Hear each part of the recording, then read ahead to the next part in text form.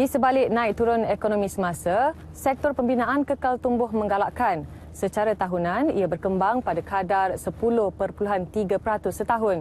Malah ia dijangka menyumbang sebanyak RM327 bilion atau 5.5% kepada keluaran dalam negara kasar menjelang 2020. Bagi memastikan sektor ini mengekalkan momentum pertumbuhannya, pelbagai inisiatif dilaksanakan.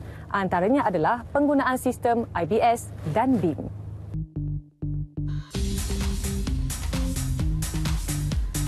Pemodelan informasi bangunan BIM serta sistem binaan berindustri IBS adalah dua sistem yang berbeza namun mempunyai perkaitan yang sangat rapat. Secara ringkasnya, BIM adalah salah satu teknologi pembinaan digital baru yang menggunakan kaedah teknologi digital berinformasi 3 dimensi atau lebih dikenali sebagai 3D. Ia menyimpan segala data dan maklumat bagi semua komponen bahan binaan bagi sesebuah bangunan. Ia digunakan untuk merangka pelan pembinaan dan membina struktur bangunan secara digital sebelum dibawa ke tapak pembinaan sebenar. Teknologi BIM berbeza dengan sistem asas reka bentuk berbantukan komputer CAD yang selalu digunakan oleh pelukis pelan bangunan sebelum ini. Aplikasi CAD meniru proses seperti di atas kertas tetapi didigitalkan dengan unsur grafik 2D atau 3D. Segala perubahan reka bentuk perlu dilaksanakan secara manual pada setiap lukisan CAD. Bila mana kita hendak membina sebuah bangunan, adalah penting untuk setiap profesional atau pakar, terutamanya arkitek, jurutera untuk melihat secara keseluruhan apakah rupa bangunan yang hendak dibina. Jadi dengan ada perisian ataupun proses kerja BIM ni, bila mana kita telah membina 3D model di dalam komputer, arkitek, engineers dan juga pihak kontraktor boleh mengenal pasti apakah komponen yang terbaik untuk digunakan bagi membina bangunan ini.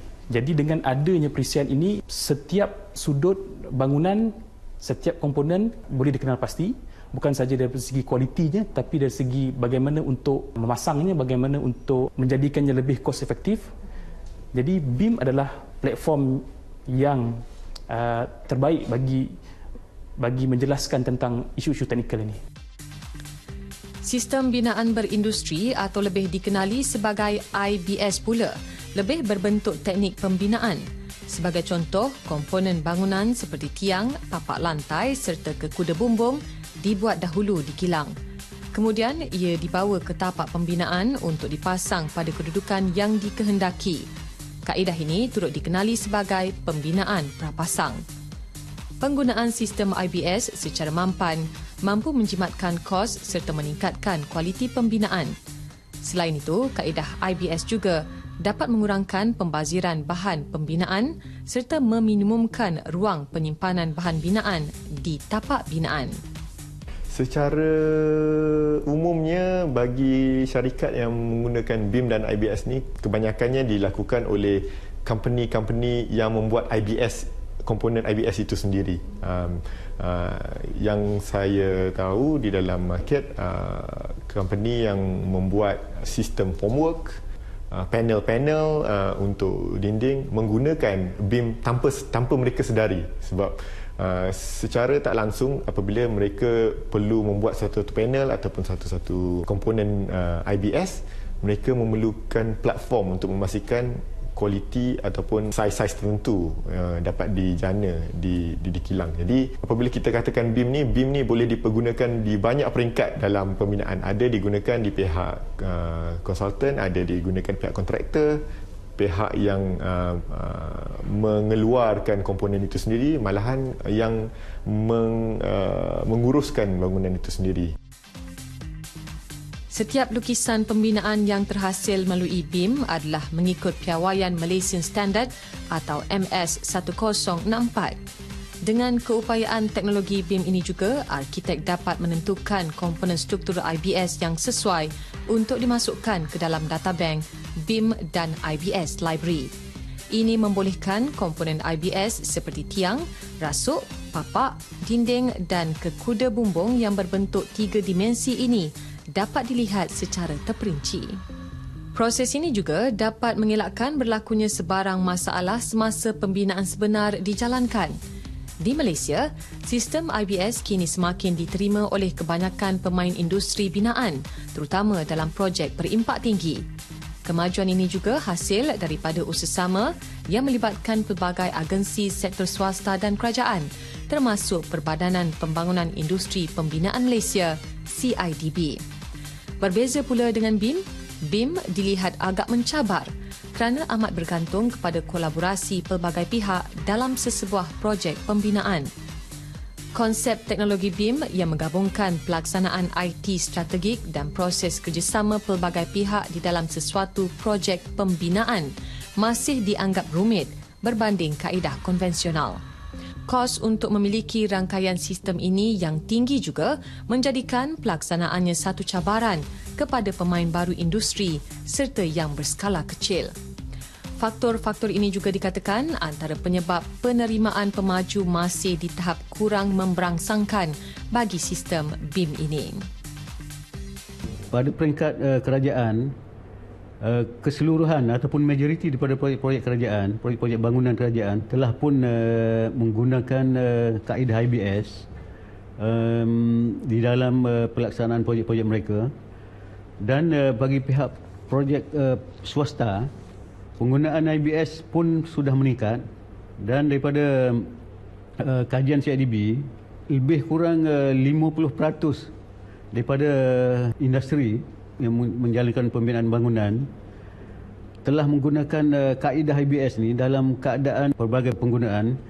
Daripada kajian yang dilakukan oleh pihak CIDB, penggunaan IBS di pihak swasta adalah sebanyak 14%. Tetapi peratusan ini meningkat dari masa ke semasa melalui kesedaran oleh pihak industri, termasuk perunding, kontraktor dan sebagainya, di atas kebaikan-kebaikan penggunaan IBS. Teknologi BIM adalah satu teknologi yang baru di Malaysia dan penggunaannya adalah di peringkat awal. Daripada kajian yang dilaksanakan oleh Persatuan Pertubuhan Arkitek Malaysia, ahli-ahli mereka yang menggunakan IBS adalah tidak lebih daripada 10%. Bagi memanfaatkan teknologi ini, Rancangan Malaysia ke-11 turut memperkenalkan Program Transformasi Industri Pembinaan CITP 2016-2020. Ia bagi meningkatkan lagi produktiviti sektor binaan negara. CITP mengandungi 4 teras strategik dalam usaha membawa lembaran baru dalam industri pembinaan negara. Satu daripada teras yang diutamakan adalah peningkatan produktiviti, dan di bawah produktiviti CIDB telah menyenaraikan 6 tindakan yang akan dilaksanakan bagi meningkatkan. Yang pertama sekali adalah kita perlu meneruskan dalam pembangunan tenaga kerja dari segi pembangunan modal insan dalam industri pembinaan, termasuk pekerja-pekerja pembinaan, perunding, tenaga-tenaga pakar dan sebagainya. Dan aktiviti yang kedua adalah dari segi keperluan untuk meningkatkan kawalan dan imbangan bekalan tenaga kerja. Jadi perlu ditingkatkan kawalan dan imbangan antara bekalan dan penawaran tenaga kerja.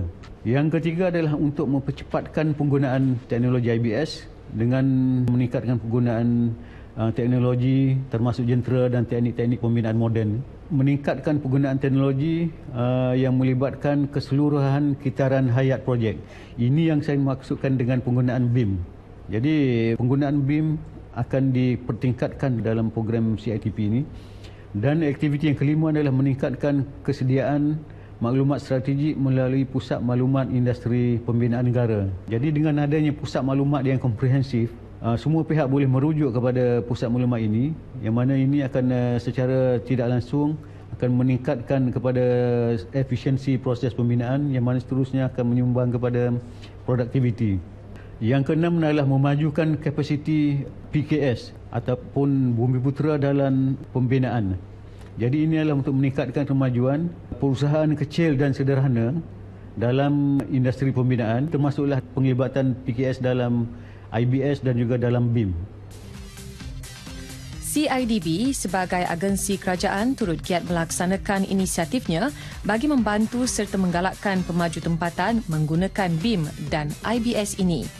Antara inisiatif tersebut ialah Siri jelajah seminar Building Information Modelling kepada penggiat industri binaan ke seluruh Semenanjung Malaysia, menubuhkan MyBeam Centre sebagai pusat rujukan setempat, menyediakan latihan penggunaan BIM melalui subsidi yang diberi oleh CIDB, menubuhkan pusat khidmat perundingan untuk penggiat industri, mewujudkan stesen kerja untuk mereka yang ingin menggunakan teknologi BIM serta program inkubator BIM.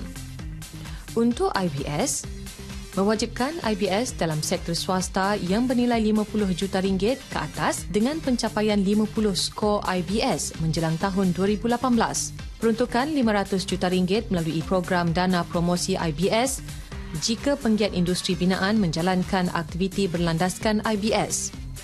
Kerjasama dengan Kementerian Perdagangan Antarabangsa dan Industri MITI serta Lembaga Pembangunan Pelaburan Malaysia MIDA untuk pengecualian cukai import bagi mesin IBS. Melaksanakan beberapa program mempromosi IBS kepada pemaju di seluruh negara seperti seminar, pameran bergerak, aktiviti promosi dan sesi perkongsian pengetahuan. Menjelang 2019, pihak CIDB menjangkakan 40% penggunaan BIM dapat dicapai oleh projek-projek kerajaan yang bernilai lebih RM100 juta. Manakala, 300 kilang pembuatan produk IBS juga disasarkan untuk diwujudkan menjelang 2020 berbanding lebih 200 ketika ini. Ia bagi melonjakkan penggunaan sistem tersebut dalam semua projek pembinaan.